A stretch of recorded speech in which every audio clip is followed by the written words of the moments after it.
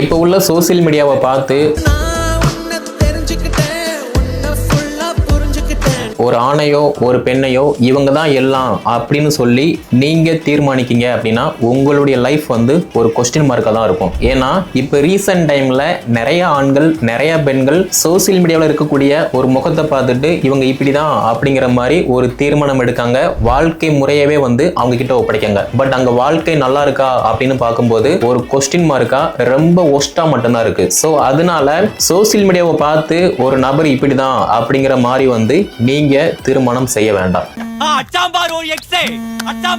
அது மட்டும் இல்லாம இப்ப உள்ள சோசியல் மீடியாவை பொறுத்த மட்டும் உண்மை வந்து பாத்தீங்கன்னா முற்றிலும் ஃபேக்கா இருக்கு, ஃபேக் வந்து பாத்தீங்கன்னா முற்றிலும் உண்மையா இருக்கு.